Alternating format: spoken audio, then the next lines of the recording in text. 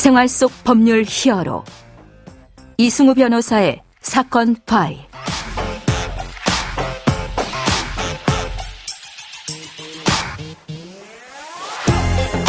안녕하세요, 이승우입니다. 각종 사건 사고에서 여러분을 구해드리겠습니다. 오늘 열어볼 사건 파일은 마약 관련 사건입니다.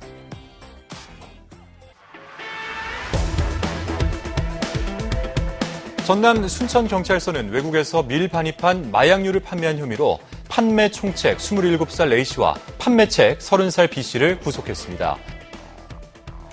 사건 파일 오늘 주제는 마약 범죄 사건입니다. 날로 심각성이 정말 크게 더해지고 있는 마약 범죄. 그리고 그 수사와 처벌에 대해서 법무법인 법승 양원준 변호사와 함께 알아보도록 하겠습니다. 안녕하세요. 네, 안녕하세요. 법승의 양원준 변호사입니다. 네. 최근 헌법재판소가 대마 수출입에 관련된 규정에 대해서 판단을 내린 것이 있습니까? 네, 있습니다. 네. 사실 최근 헌법재판소는 마약류관리법 제58조 제2랑 제5의 위헌 여부를 판단하면서 대마를 수입한다는 의미에 대해서 밝혔는데요.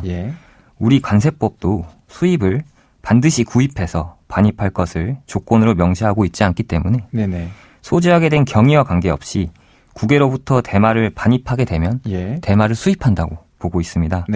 따라서 단순히 대마를 여행용 가방에 넣어서 수화물로 넣어만 와도 마약을 수입했다고 봐서 마약류관리법에 따라서 처벌을 받을 가능성이 있습니다.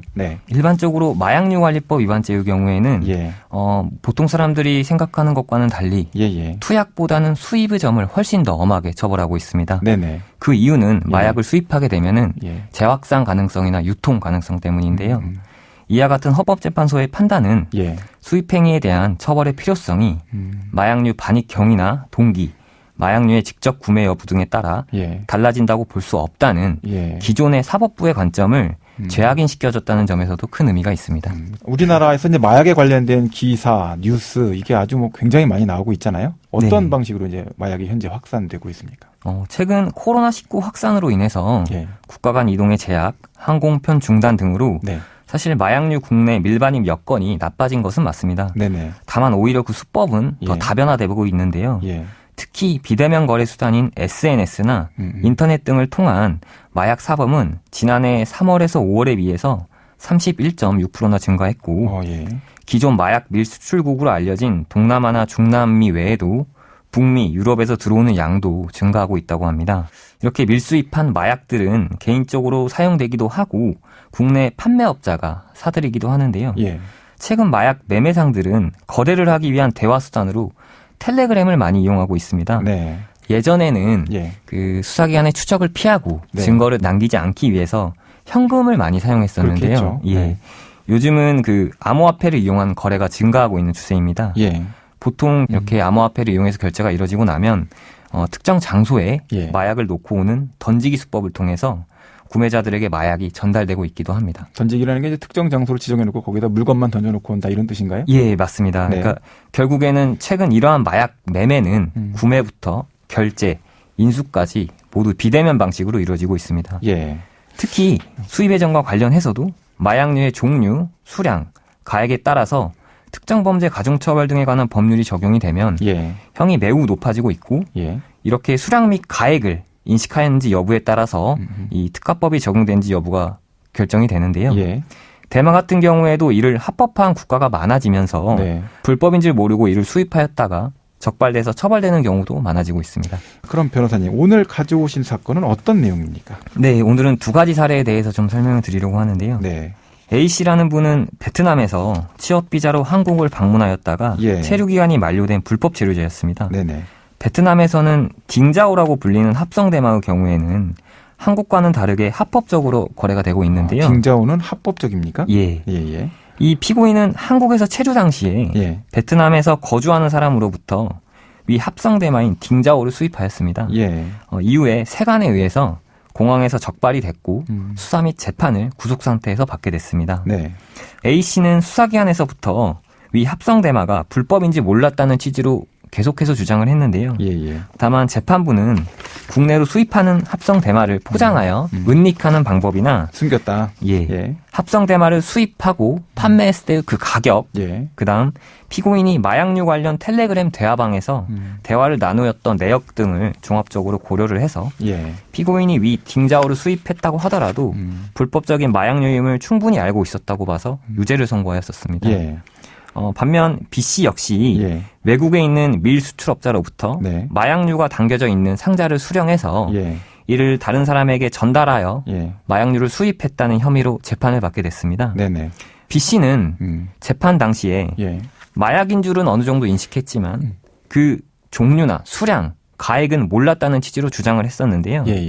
일반적으로 수출업자와 공모관계가 인정이 되면 전체적인 수량이나 가액을 인식했다고 보기 때문에 특가법이 적용이 돼서 높은 형을 받을 가능성이 높아집니다. 본인이 안 했던 것도 다른 사람이 했던 것까지 다 책임지게 된다. 이런 말씀이시군요. 예, 맞습니다. 네네. 재판부는 B씨에 대해서는 수출업자에게 주소 및 자신의 전화번호를 주고 친구를 소포를 대신 수령하게 해서 물론 수입을 했다라고 보기도 했지만 단순히 이것만 가지고 수출업자와 긴밀하게 연락을 해서 공모관계가 합리적인 의심의 여지가 없을 정도로 증명되었다고 보기 어렵다고 봤습니다.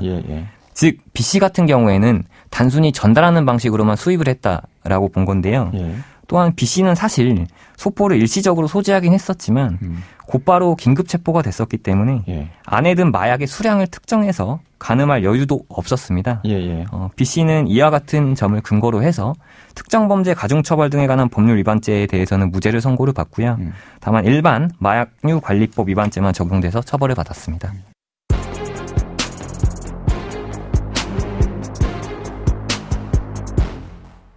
자, 그러면 오늘 사건에 등장하는 피고인들 어떤 처벌을 받았는지 좀 간단하게 설명해 주실까요? 네.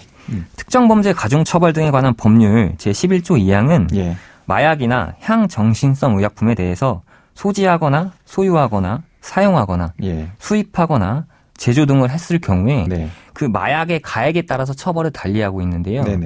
마약의 가액이 500만 원 이상 5천만 원 미만인 경우에는 3년 이상의 징역에 처하도록 규정되어 있고 5천만 원 이상인 경우에는 무기 또는 7년 이상의 징역에 처해지고 있습니다. 그렇군요. 다만 대마 같은 경우에는 500만 원 이상 5천만 원 미만인 경우에는 7년 이상의 징역이 처해지고 있고 5천만 원 이상인 경우에는 10년 이상의 징역이 처해지고 있습니다. 위 사건에서 A씨는 다수의 대마를 수입한 혐의로 특정범죄 가중처벌 등에 관한 법률 제11조 제2항 제1호가 적용이 돼서 징역 11년형을 선고받았습니다. 다만 B씨의 경우에는 마약류의 수량과 가액을 몰랐었기 때문에 가중처벌 조항인 특가법이 적용이 되지 않고 일반 마약류 관리에 관한 법률 위반의 점만 적용이 돼서 징역 5년형만을 선고받았습니다. 이렇듯 피고인이 수입한 마약의 수량이나 가액을 인식하였는지 여부에 따라서 양형에 큰 차이가 있음을 알 수 있습니다.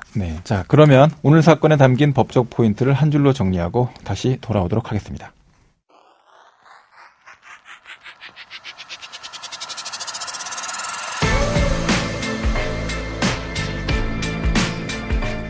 이럴 땐 법대로. 현재 한국 마약 범죄의 상황이 좀 심각합니다. 대검찰청 마약류 범죄 백서에 따르면 지난해 2021년도 검찰 송치된 10대 마약류 사범 숫자가 2011년 10년 전에 비해서 11배가 늘었다라고 보고가 되고 있습니다. 더 심각한 부분은 20대가 전체 마약 범죄 사범의 1위를 차지했다. 그래서 30% 이상을 차지하고 있다라는 점에서 드러납니다. 이 마약죄와 관련해서는 피해자가 없는 전형적인 암수범죄다라고 평가가 되는데 한국 마약범죄의 평균 암수율을 30배 정도로 보고 있고 수사기관에서는 100배까지도 보고 있습니다.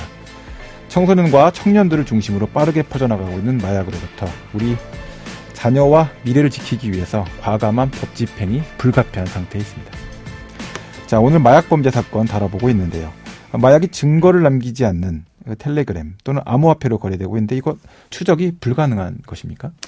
네, 그렇게 많이 오해들 하고 계시는데 텔레그램으로 대화하거나 암호화폐로 거래를 하더라도 증거가 남거나 수사기관에 추적을 할 수가 있습니다.